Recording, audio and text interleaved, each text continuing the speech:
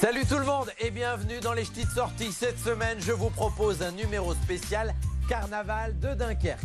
Parce que si bal et bande ne se produisent pas cette année, eh bien, les initiatives ne manquent pas dans la région pour que l'ambiance carnavalesque ne nous quitte pas pour autant.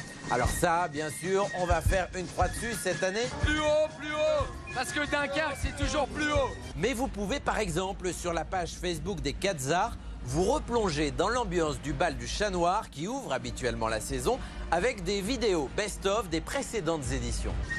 La ville de Dunkerque propose également un concours de dessin pour créer l'affiche de l'édition de cette année en s'inspirant pourquoi pas de celle des éditions précédentes. Et puis il y a évidemment le championnat du monde du cri de la mouette qui se déroulera cette année de façon virtuelle. On en parle dans un instant.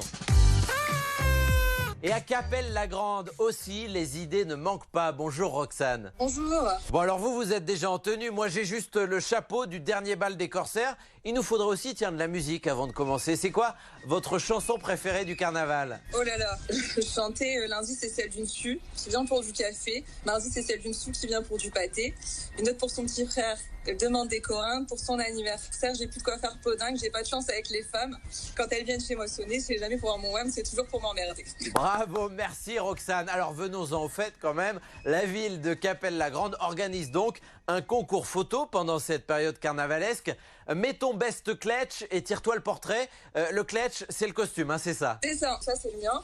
Avec les petits badges ici, le petit ciré parce que il fait froid.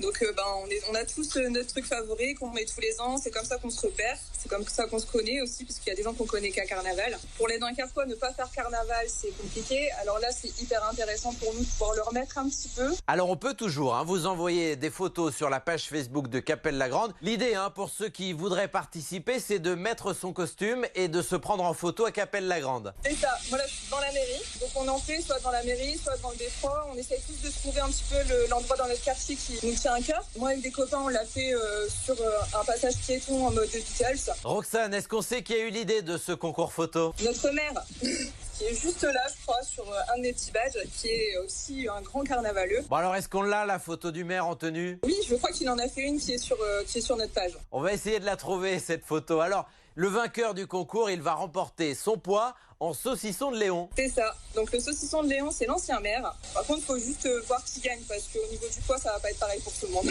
Merci beaucoup, Roxane, et bravo. Allez, on poursuit avec le championnat du monde du cri de la mouette. Compétition devenue incontournable dans le cadre du carnaval. Il a quitté son costume de volatile pour réaliser cette interview. Maxime est avec nous. Salut Maxime. Bonjour. Attendez une petite seconde Maxime, parce qu'on me dit que le palais de l'Hélimouette voudrait prendre la parole.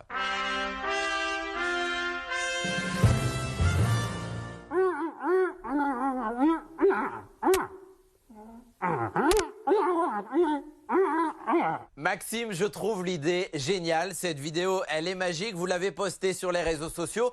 Pour ceux qui ne connaissent pas totalement, est-ce que vous pouvez nous rappeler l'histoire et le concept de ce championnat du monde du cri de la mouette? À Dakar, on est rempli de mouettes qui vivent en permanence avec nous.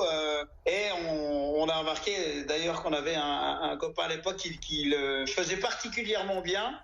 On s'est toujours dit c'est le champion du monde et pourquoi pas organiser le championnat du monde du cri de la mouette. C'est arrivé il y a 9 ans. Et donc en 9 ans, le championnat a réussi à devenir une institution lors du carnaval. C'est ça, depuis quelques années c'est devenu un événement plutôt incontournable. Alors c'est championnat du monde, est-ce qu'il y a des étrangers qui y participent? Bien sûr qu'il y a des étrangers, on a souvent nos voisins belges. On a eu des Espagnols avec le numérique, on a reçu de Montréal et tout ça. Donc ça n'a pas le même goût parce que c'est pas physique, mais c'est tout aussi sympa en fait. Et donc cette année, tout se fait de façon virtuelle? On a reçu plus de 90 vidéos, des vraiment délirantes, les gens ils jouent le jeu. Pour exemple, Maxime, c'est quoi votre cri de mouette?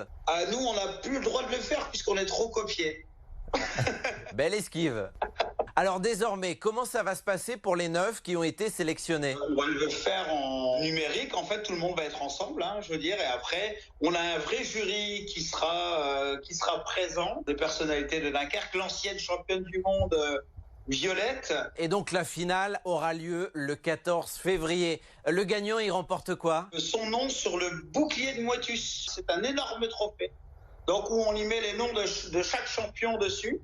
En fait, le trophée ne lui appartient pas, il reste toujours au même endroit. C'est un peu comme la Coupe du Monde de football. Voilà, en fait, la mouette est couverte par le comité pendant un an, qui est d'ailleurs maintenant dirigé par Justine, une ancienne championne du monde, qui est Madame de Fontenay de la mouette, en fait, finalement. Hein. On l'embrasse.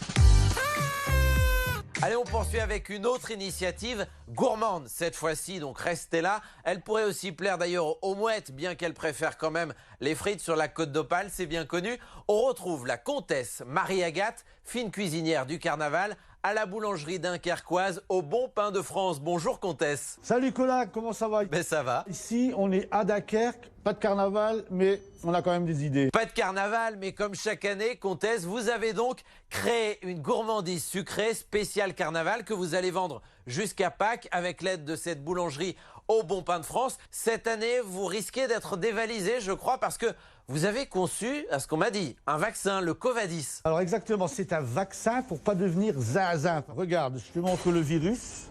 Ça, c'est le vilain virus qui donne pas le moral. Ouais. On a pris un morceau du virus, donc un suppositoire, et on en a fait des sachets de 10. Donc, c'est 5,50 € pour 10.